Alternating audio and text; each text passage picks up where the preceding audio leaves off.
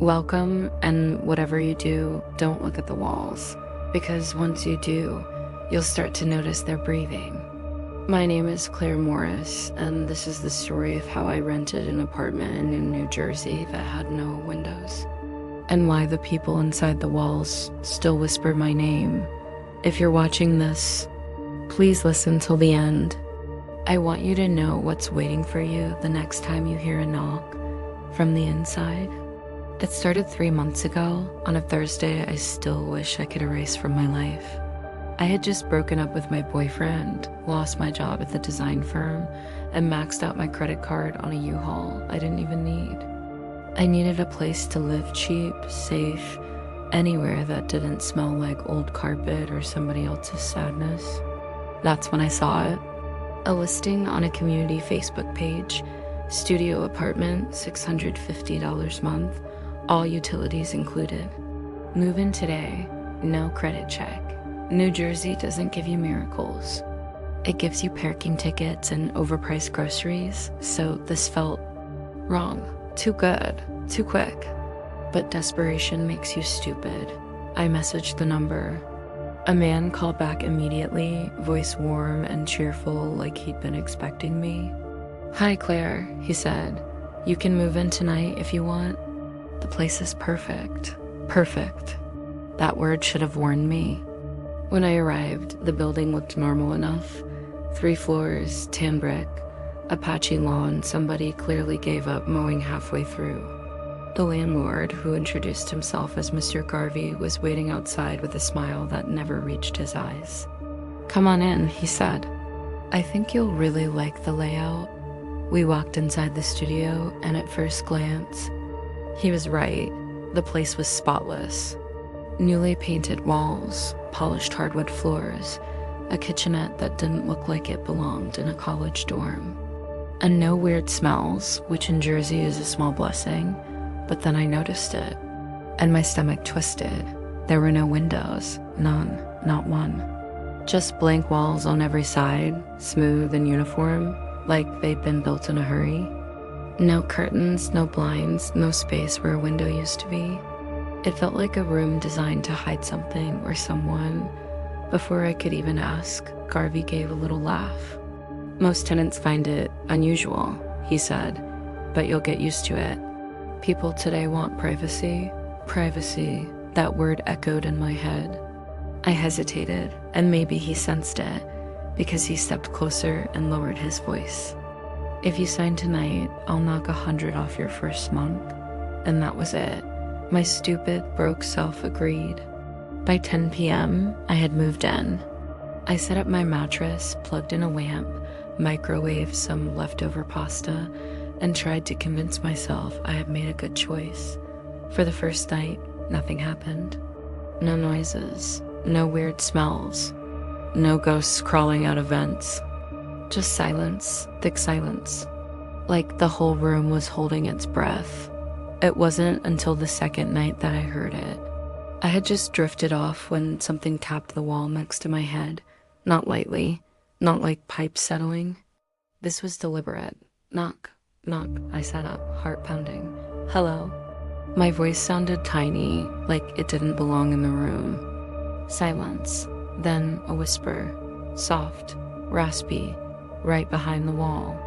"Let us see the sky again." I froze. My first instinct was to run, but something about the voice, tired, desperate, kept me still. It sounded like a man, then like a woman, then like multiple voices overlapping. I pressed my ear to the wall. "Who's there?" I whispered. The wall felt cold at first, then warmer, like someone pressed their palm against the other side. "Please," the voice murmured. "Open it." My breath stalled. My throat tightened. "There's nothing to open," I said. "There are no windows." The whisper cut me off. "They sealed us in, but you can help." I stumbled backward, nearly tripping over my mattress. My hands shook as I grabbed my phone and turned on the flashlight. The beam washed over the walls, smooth, white, unbroken. But I swear for a split second, I saw the paint bulge outward, like someone was pushing from inside. I didn't sleep that night. I stayed awake until sunrise, lamp on, watching the walls like they might split open. Around 6 a.m., I heard footsteps in the hallway, slow, heavy. Someone stopping right outside my door. A pause. A breath.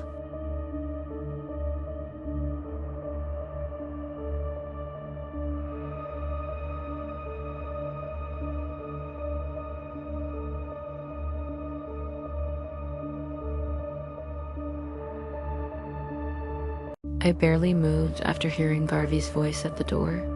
I stayed frozen on the mattress, clutching my phone like it could protect me from whatever else lived behind those walls. When I finally gathered the courage to look toward the door, I saw the shadow of his shoes beneath it, just standing there, like he was waiting for me to say something. Silence stretched for almost a full minute. Then the shadow shifted, and I heard him whisper, not loud enough for anyone else to hear. They only talk to the new ones. And then he walked away. I didn't sleep. I didn't even blink properly. Every part of me wanted to pack my bag and run out the door. But there was something else inside me too, curiosity, fear, maybe even guilt. Those voices hadn't sounded monstrous. They had sounded human. Around 10 a.m., sunlight should have been pouring into the room, but of course, there was no sunlight. No windows meant no sense of time. The air inside felt stale, heavy, like it had been trapped for years. The longer I stayed, the more I felt like the walls weren't just walls, they were containing something. By noon, I had convinced myself that I needed answers. I walked out into the hallway, half expecting Garvey to be waiting there, but the place was empty, quiet, too quiet. Most apartment buildings have some sort of living noise TVs. Arguments, footsteps, kids running, someone cooking, but this building felt like it had been drained of everything alive. I decided to knock on the nearest door. No answer. I tried another. Nothing. The third door wasn't fully closed. It was cracked open about an inch. I swallowed hard and tapped it gently.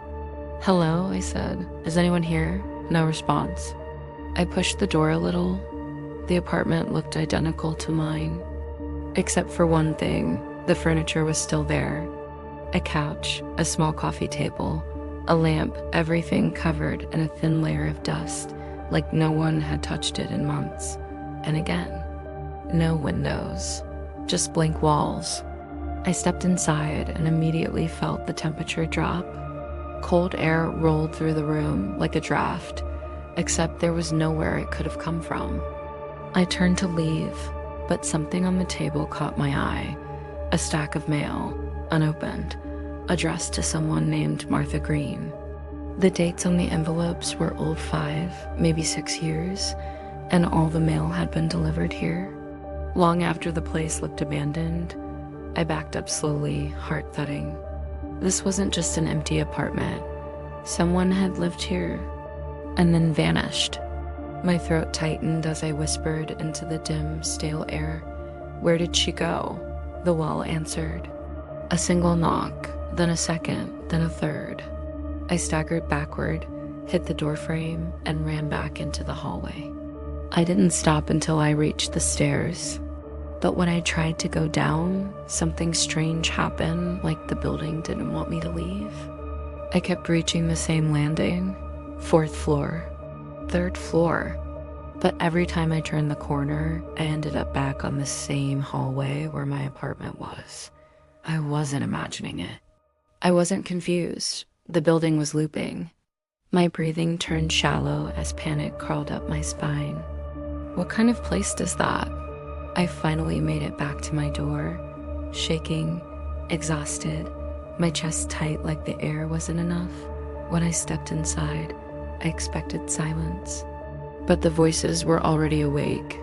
Soft whispering seeped out from the walls, overlapping, rising, fading, returning again, like a crowd trapped behind drywall.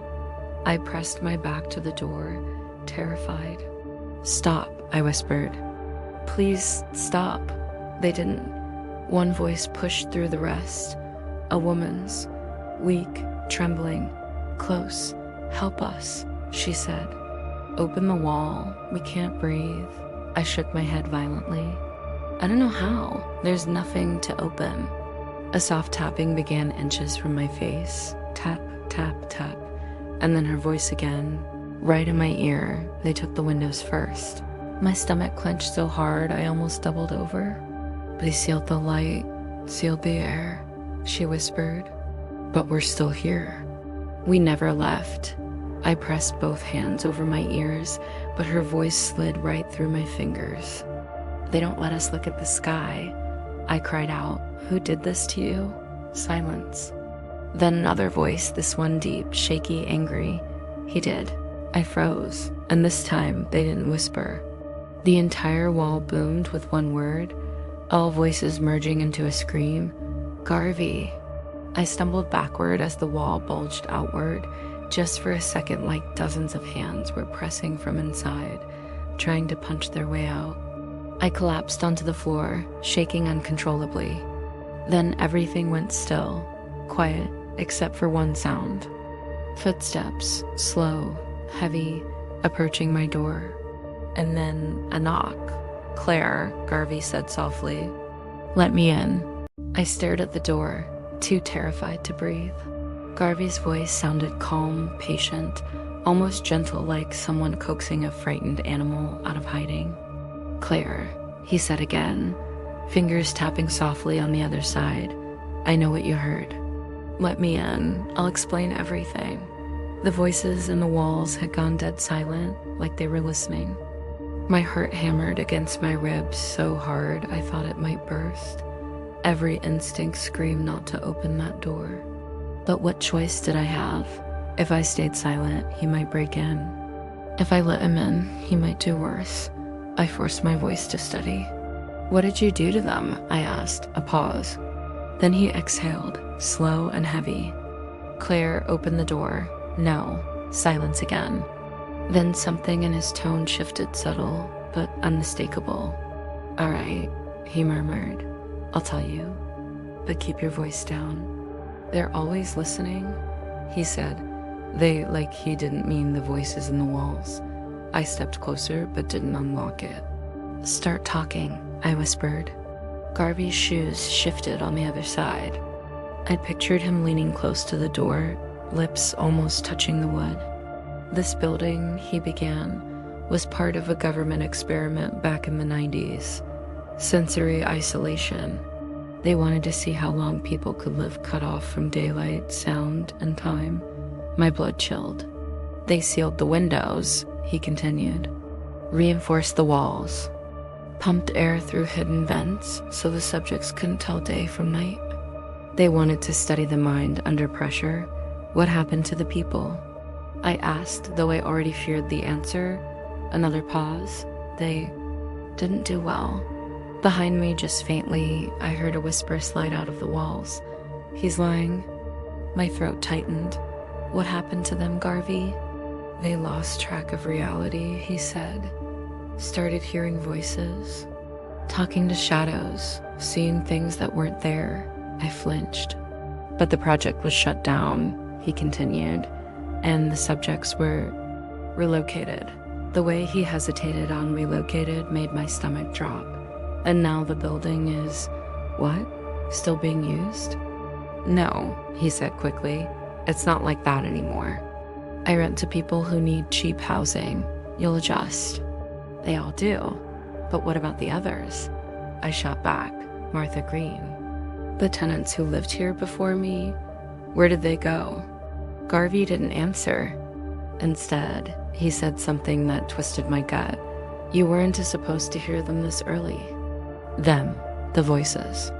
Something inside the wall behind me scraped slow and long like nails dragging across metal. I backed away from the sound, gripping the edge of the kitchen counter to stay upright. The wall bulged again, just barely, like someone was pressing a face against it from the other side. You're not hearing ghosts, Garvey whispered. You're hearing what isolation does to the brain. No, a voice hissed from inside the wall. No, he's lying to you. I pressed both hands to my ears. Stop, I begged. Just stop, please stop. But they didn't. They're not hallucinations, Garvey continued. You're safe as long as you ignore them. They get stronger if you respond. The voice inside the wall snarled. He wants you to go deaf to us. He wants you blind. Just like before. Tears spilled down my cheeks. Claire, Garvey said, voice suddenly sharp. Lock yourself in the bathroom. Do not talk to them again. Do you hear me? Do not respond. But it was too late. The voices in the walls erupted all at once, dozens of them, shouting, crying, begging, screaming. The building vibrated under the sound. They sealed us in. Don't trust him. He feeds the building. He traps us. Run, Claire. Help us. Open the walls. He did this. He did this. He did this. I screamed, covering my ears, dropping to the floor. The walls literally pulsed like they were breathing in and out. The floorboards trembled. The air grew thick and hot, like the room had exhaled after years of holding its breath. Garvey pounded the door now, desperate. Claire, listen to me. Don't let them get inside your head. But the voices drowned him out. Don't trust him? Let us see the sky. You can free us. Break the wall. Break it. A deep, guttural voice rose above the others. So powerful, it felt like it vibrated inside my bones. You will open us, it growled. You will finish what they started. I crawled backward until my spine hit the far wall and instantly jerked away as something pressed back from the other side. A hand. I saw the shape of fingers pushing through the paint, stretching it like a thin sheet of rubber. I screamed so loud my throat burned. Garvey yelled, Claire, move away from the wall, but I couldn't move. My legs wouldn't work. My lungs seized. The hand pushed harder. The wall cracked. Tiny lines spread across it like a spider web. Then a second hand, a third, a fourth. Dozens of them, trying to break through, trying to escape, trying to reach me. And the voice right behind me now whispered, Claire, don't run. I don't remember falling asleep on the floor. I only remember the darkness and the sounds inside it, soft weeping, a gentle scratching, and a voice breathing right next to my ear.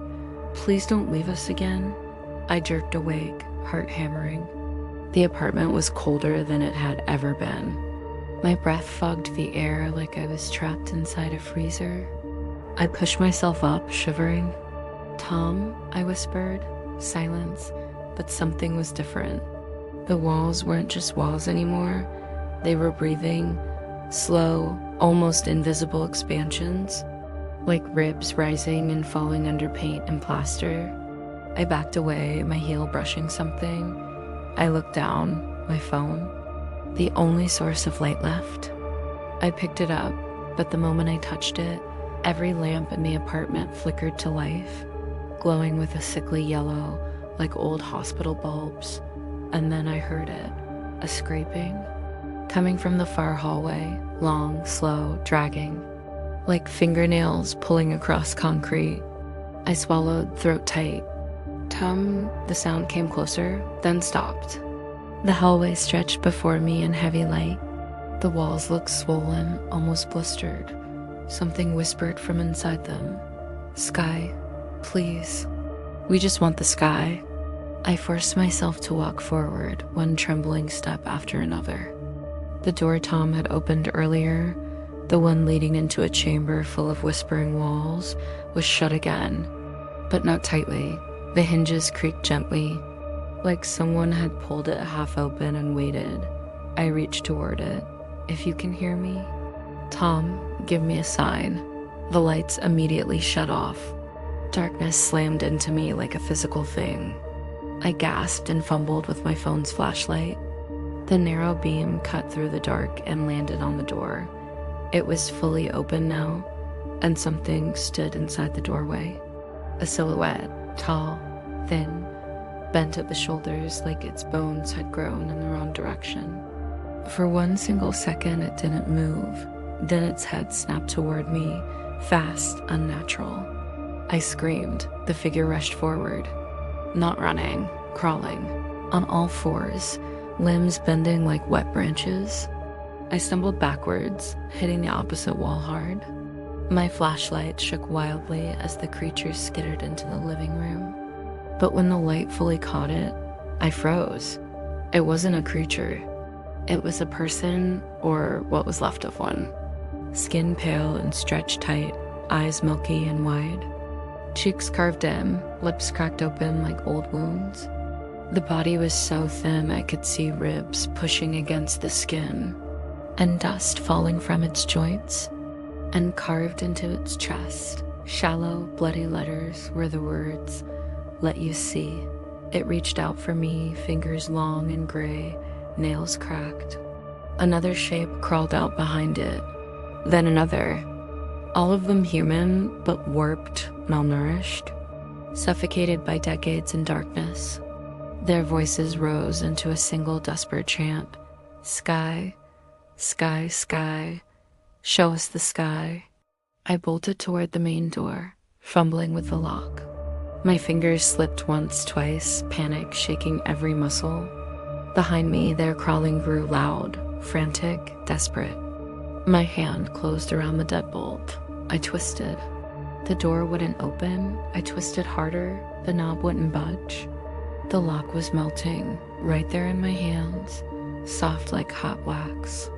The walls around me pulsed, pushing inward. The apartment wasn't a room, it was a mouth, and it wanted me to stay. Hands, cold, skeletal, grabbed my ankle. I kicked wildly, but more hands wrapped around my calf, my knee, pulling me down. The chant rose louder, shaking the floor. Skay, why? Skay, why? I screamed, reached for anything, my fingers scraping the doorframe, and suddenly, the front door burst open. A flood of fresh night air hit me like a slap. I gasped, coughing, sucking it in like water after drowning. Two neighbors in the hallway stared at me in horror. Behind me, the pale hands released instantly, retreating into the dark like burned animals. The whispering stopped. Everything went silent. The neighbors grabbed my arms, pulling me out. One of them shouted, "Are you okay?" We heard screaming. I looked back. The inside of the apartment was normal. White walls, clean floor, light steady and warm. No creatures. No Tom, no breathing walls, no traces of anything.